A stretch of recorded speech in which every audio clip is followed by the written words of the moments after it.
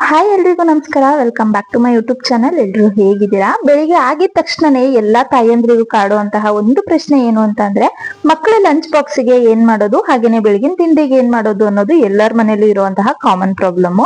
ಆದ್ರೆ ಇವತ್ತು ನಾನ್ ನಿಮಗೆ ತೋರಿಸ್ಕೊಡ್ತಾ ಇರೋದು ಜಸ್ಟ್ ಒಂದು 10 ಮಿನಿಟ್ಸ್ ಅಲ್ಲಿ ಆಗುವಂತಹ ಕ್ವಿಕ್ ರೆಸಿಪಿ. ಇದನ್ನ ನೀವು ಲಂಚ್ಗೂ ತಗೋಬಹುದು, ಬೆಳಗಿನ ತಿಂಡಿಗೂ ಕೂಡ ತಗೊಳ್ಬಹುದು. ಹಾಗೇನೆ ಮಾಡೋದು ಕೂಡ ತುಂಬಾ ಅಂದ್ರೆ ತುಂಬಾನೇ ಸಿಂಪಲ್. ಇದನ್ನ ಮಾಡೋದಕ್ಕೆ ಸೋಯಾ ಚಂಕ್ಸ್ ಬೇಕಾಗತ್ತೆ. ಫಸ್ಟ್ ಇದನ್ನ ಮಾಡೋದು ಹೇಗೆ ಅಂತ ತೋರಿಸ್ಕೊಟ್ಬಿಡ್ತೀನಿ ನೋಡಿ. ಫಸ್ಟ್ ಒಂದು ಪಾತ್ರೆನ ತಗೊಳ್ಳಿ, ಅದರಲ್ಲಿ ಒಂದ್ 3/4 ಭಾಗದಷ್ಟು ನೀರನ್ನ ಇಟ್ಕೊಂಡು 1 ಚಮಚ ಆಗುವಷ್ಟು ಉಪ್ಪನ್ನ ಹಾಕೊಳ್ಳಿ. ಪುಡಿ ಉಪ್ಪಾದ್ರೂ ಓಕೆ, ಇಲ್ಲ ಅಂದ್ರೆ ಕಲ್ಲುಪ್ಪಾದ್ರೂ ಓಕೆ. ನಾನಿಲ್ಲಿ ಕ್ಲಾಸಿಕ್ ಫ್ಲಿಪ್ಕಾರ್ಟ್ ಅವ್ರದ್ದು ಸೋಯಾ ಚಂಕ್ಸ್ ನ ತಗೊಂಡಿದ್ದೀನಿ. ನೀವ್ ಯಾವ್ದಾದ್ರು ತಗೋಬಹುದು, ಅದು ನಿಮಗ್ ಬಿಟ್ಟಿದ್ದು. ನೀವ್ ಯಾವ್ದಾದ್ರು ಸೋಯಾ ಚಂಕ್ಸ್ ನ ತಗೊಳ್ಳಿ. ಹಾಗೇನೆ ತುಂಬಾ ಜನ ಸೋಯಾ ಚಂಕ್ಸ್ ನ ತಿನ್ನೋದಿಲ್ಲ. ಸೊ ಹಾಗಾಗಿ ಇವತ್ತು ಅವ್ರು ತಿನ್ನೋ ತರ ಹೇಗ್ ಮಾಡೋದು ಅಂತ ಹೇಳ್ಕೊಡ್ತೀನಿ. ಇದನ್ನ ಫಸ್ಟ್ ನೋಡಿ, ನೀರೆಲ್ಲ ನೀಟಾಗಿ ಕಾದು ಸ್ವಲ್ಪನೇ ಅದ್ರಲ್ಲಿ ಬಿಸಿ ಬರ್ತಾ ಇದೆ ಅನ್ಬೇಕಾದ್ರೆ ಈ ತರ ಸೋಯಾ ಚಂಕ್ಸ್ ನ ಹಾಕೊಂಡ್ಬಿಡಿ. ಕಂಪ್ಲೀಟ್ ಆಗಿ ನಿಮಗೆ ಎಷ್ಟು ಬೇಕೋ ಅಷ್ಟನ್ನ ತಗೊಳ್ಳಿ. ನಾನಿಲ್ಲಿ ಒಂದ್ ಸ್ವಲ್ಪ ಜಾಸ್ತಿನೇ ತಗೊಂಡ್ಬಿಟ್ಟೆ. ನಾನು 2 ಜನಕ್ಕೆ ಮಾಡ್ತಾ ಇದ್ದಿದ್ದು, ಆದ್ರೆ ಒಂದ್ ಸ್ವಲ್ಪ ಜಾಸ್ತಿನೇ ಆಗೋಯ್ತು ಸೋಯಾ ಚಂಕ್ಸ್. ಸೊ ಹಾಗೆ ಎತ್ತಿಟ್ಬಿಟ್ಟು ನಾನು ಅದ್ರಲ್ಲೇನೆ ಕಬಾಬ್ ಕೂಡ ಮಾಡ್ಕೊಂಡಿದ್ದೆ. ತುಂಬಾ ಅಂದ್ರೆ ತುಂಬಾ ಚೆನ್ನಾಗಿರತ್ತೆ. ಇದ್ರಲ್ಲಿ ಮಾಡೋ ಪ್ರತಿಯೊಂದು ರೆಸಿಪಿನೂ ಅಷ್ಟೇ ತುಂಬಾನೇ ರುಚಿಯಾಗಿರತ್ತೆ. ಅದ್ರಲ್ಲೂ ಈ ಸೋಯಾ ಚಂಕ್ಸ್ ಅಲ್ಲಿ ನಾವೇನಾದ್ರೂ ಕಬಾಬ್ ಮಾಡಿದ್ವಿ ಅಂತ ಅಂದ್ರೆ ಸೇಮ್ ಟು ಸೇಮ್ ನಮ್ಗೆ ಚಿಕನ್ ಕಬಾಬ್ ತಿಂದಂಗೆ ಆಗತ್ತೆ. ಚಿಕನ್ ಅಲ್ಲಿ ನಾವು ಬೋನ್ಲೆಸ್ ಪೀಸಸ್ ನ ಏನ್ ತಿಂತೀವಲ್ವಾ, ಸೇಮ್ ಅದೇ ರೀತಿನೇ ಇರತ್ತೆ. ಬೇಕಾದ್ರೆ ಒಂದ್ಸಲ ಟ್ರೈ ಮಾಡಿ. ಹಾಗೇನೆ ಆ ಕಬಾಬ್ ರೆಸಿಪಿ ಬೇಕು ಅಂದ್ರೆ ಕಮೆಂಟ್ ಬಾಕ್ಸ್ ಅಲ್ಲಿ ತಿಳಿಸಿ. ನೋಡಿ, ಈ ತರ ಇದನ್ನ ಚೆನ್ನಾಗಿ ಮುಳುಗ್ಸಿ ಬಿಸಿ ನೀರಲ್ಲಿ. ಕೆಲವೊಬ್ರು ಏನ್ ಮಾಡ್ತಾರೆ ಅಂತಂದ್ರೆ, ಬಿಸಿ ನೀರನ್ನ ಕಾಯ್ದಿರೋ ಬಿಸಿ ನೀರ್ ಒಳಗಡೆ ಹಾಕಿ ಒಂದ್ 5 ನಿಮಿಷ ಮುಚ್ಚಿಡ್ತೀರಾ. ಆ ತರ ಮಾಡಿದ್ರೆ ಖಂಡಿತ ಯಾರು ತಿನ್ನೋದಿಲ್ಲ. ಈ ತರ ಮಾಡಿ ನೋಡಿ. ಫಸ್ಟ್ ಈ ತರ ನೊರೆ ಎಲ್ಲ ಬರೋದಕ್ ಸ್ಟಾರ್ಟ್ ಆಗತ್ತೆ ನೋಡಿ. ವೈಟ್ ಕಲರ್ ಆಗಿ ನೊರೆ ಬರ್ತಾ ಇದೆ ಅಲ್ವಾ, ಈ ತರ ನೊರೆ ಬಂದ್ರೆ ನಿಮ್ಗೆ ಸೋಯಾ ಚಂಕ್ಸ್ ಬೆಂದಿದೆ ಅಂತ ಅರ್ಥ. ಸೊ ಇದ್ರಲ್ಲಿ ಇಷ್ಟೇ ತಿಳ್ಕೊಬೇಕಾಗಿರೋದು. ಚೆನ್ನಾಗಿ ಅದು ಯಾವಾಗ ಮುಳುಗುತ್ತೆ ಮತ್ತೆ ಅದ್ರಲ್ಲಿ ಯಾವಾಗ ವೈಟ್ ಕಲರ್ ನೊರೆ ಬರೋದಕ್ ಸ್ಟಾರ್ಟ್ ಆಗತ್ತೆ, ಅವಾಗ ಸೋಯಾ ಚಂಕ್ಸ್ ಆಗಿದೆ, ರೆಡಿ ಆಗಿದೆ ಅಂತ ಅರ್ಥ. ಬೇಕಾದ್ರೆ ನಾನು ಒಂದ್ ತೆಗೆದ್ಬಿಟ್ಟು ನಿಮ್ಗೆ ತೋರಿಸ್ತೀನಿ. ನೋಡಿ, ನಾವು ಫಸ್ಟ್ ಹಾಕಿದಾಗ ಹೇಗಿತ್ತು, ಇವಾಗ ಎಷ್ಟು ಉಬ್ಬಿ ಬಂದಿದೆ ಅಂತ. ಅದನ್ನ ಪ್ರೆಸ್ ಮಾಡಿದ್ರೆ ನಿಮ್ಗೆ ಸಾಫ್ಟ್ ಆಗಿ ಫೀಲ್ ಆಗ್ಬೇಕು, ಅವಾಗ ಸೋಯಾ ಚಂಕ್ಸ್ ಆಗಿದೆ ಅಂತ. ತುಂಬಾ ಜನಕ್ಕೆ ಇದನ್ನ ಹೇಗೆ ಸೋಯಾ ಚಂಕ್ಸ್ ನ ಫಸ್ಟ್ ಹೇಗ್ ಬೇಯಿಸ್ಕೊಳ್ಳೋದು ಅಂತ ಗೊತ್ತಿರೋದಿಲ್ಲ. ಹಾಗಾಗಿ ಇದನ್ನ ತೋರ್ಸಿದೀನಿ ಅಷ್ಟೇನೆ. ಸೊ ಇವಾಗ ಸ್ಟವ್ ನ ಆಫ್ ಮಾಡ್ಕೊಂಡ್ಬಿಡೋಣ. ಈ ತರ ಆಗೋದ್ರೆ ಸಾಕು. ಅದು ಸ್ವಲ್ಪ ದಪ್ಪ ಸೈಜ್ ಆಗತ್ತೆ. ನಾವು ಫಸ್ಟ್ ಹಾಕಿದ್ದಕ್ಕೂ ಇವಾಗೀಗೂನು ವ್ಯತ್ಯಾಸ ನೀವೇ ನೋಡ್ತಾ ಇದ್ದೀರಲ್ವಾ. ಈ ತರ ಆಗಿದ ತಕ್ಷಣ ಸ್ಟವ್ ನ ಆಫ್ ಮಾಡ್ಕೊಂಡ್ಬಿಡಿ.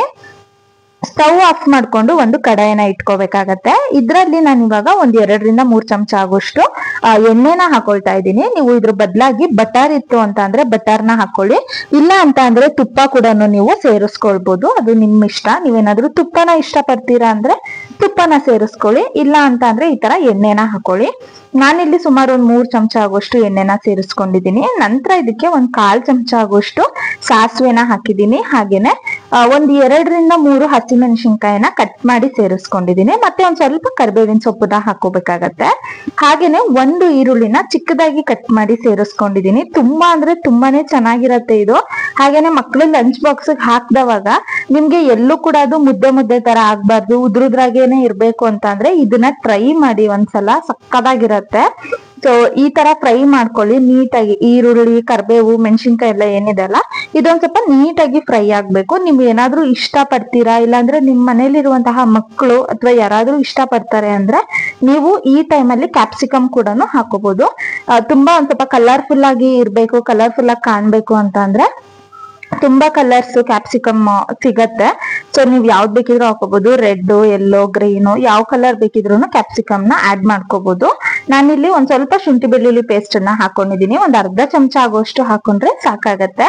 ಇದನ್ನ ನೀಟಾಗಿ ಒಂದ್ ರೌಂಡ್ ಮಿಕ್ಸ್ ಮಾಡ್ಕೊಳ್ಳಿ. ಎಲ್ಲ ಅಂದ್ರೆ ಹಸಿ ವಾಸನೆ ಹೋಗ್ಬೇಕು ಅಲ್ಲಿವರ್ಗುನು.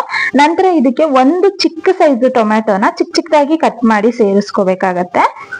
ಟೊಮೆಟೊ ಹಾಕಿದ ನಂತರ ಒಂದ್ ಸ್ವಲ್ಪ ನೀಟಾಗಿ ಮಿಕ್ಸ್ ಮಾಡ್ಕೊಳ್ಳಿ. ಟೊಮೆಟೊ ಏನ್ ಜಾಸ್ತಿ ಟೈಮ್ ತಗೊಳಲ್ಲ, ಬೇಗನೆ ಬೆಂದ್ ಹೋಗತ್ತೆ.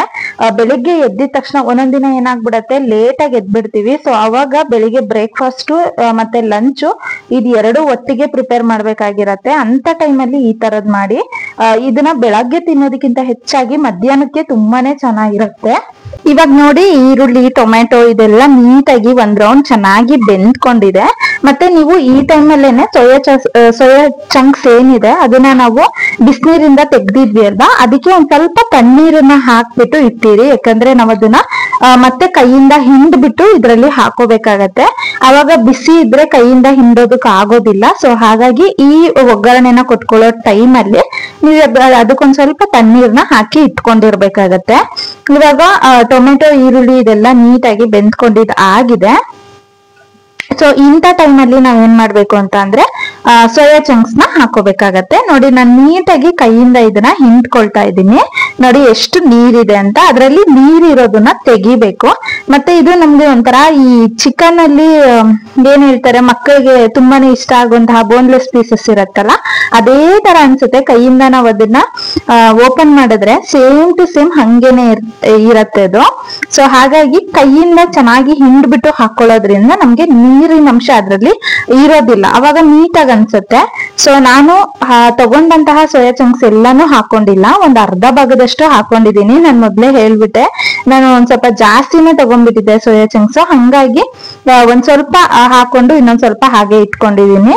ನಾನೊಂದ್ 4-5 ಜನಕ್ ಮಾಡೋದಿಕ್ಕೆ ಅಂತ ಹೇಳ್ಬಿಟ್ಟು ಹಾಕಿದ್ದು, ಬಟ್ ಲಾಸ್ಟ್ ಮೂಮೆಂಟ್ ಅಲ್ಲಿ ಇಬ್ಬರಿಗೆ ಅಂತ ಡಿಸೈಡ್ ಆಯ್ತು, ಹಾಗಾಗಿ ಸ್ವಲ್ಪ ಎತ್ತಿಟ್ಬಿಟ್ಟೆ. ನಂತರ ಇದಕ್ಕೆ ಒಂದ್ ಸ್ವಲ್ಪ ಅರ್ಶಿನದ ಪುಡಿನ ಹಾಕೊಳ್ಳಿ 1/4 ಚಮಚ, ಮತ್ತೆ 1/4 ಚಮಚ ಆಗೋಷ್ಟು ಖಾರದ ಪುಡಿನ ಹಾಕೊಳ್ಳಿ. ಮಕ್ಕಳಿಗೆ ಎಸ್ಪೆಷಲಿ ಮಕ್ಕಳಿಗೆ ಮಾಡ್ಕೊಡ್ತಾ ಇದ್ದೀರಾ ಅಂದ್ರೆ ಖಾರದ ಪುಡಿನ ನೋಡ್ಕೊಂಡು ಹಾಕೊಳ್ಳಿ. ನಾನಿಲ್ಲಿ 1/4 ಚಮಚ ಖಾರದ ಪುಡಿ ಮತ್ತೆ 1/4 ಚಮಚ ಗರಂ ಮಸಾಲ ಕೂಡ ಸೇರಿಸ್ಕೊಂಡಿದೀನಿ. ಗರಂ ಮಸಾಲ ಹಾಕೋದ್ರಿಂದ ಒಂದು ಒಳ್ಳೆ ಫ್ಲೇವರ್ ಸಿಗತ್ತೆ ನಿಮ್ಗೆ. ಸೊ ಹಂಗಾಗಿ ಗರಂ ಮಸಾಲಾನ ಆಡ್ ಮಾಡ್ಕೊಳ್ಳಿ.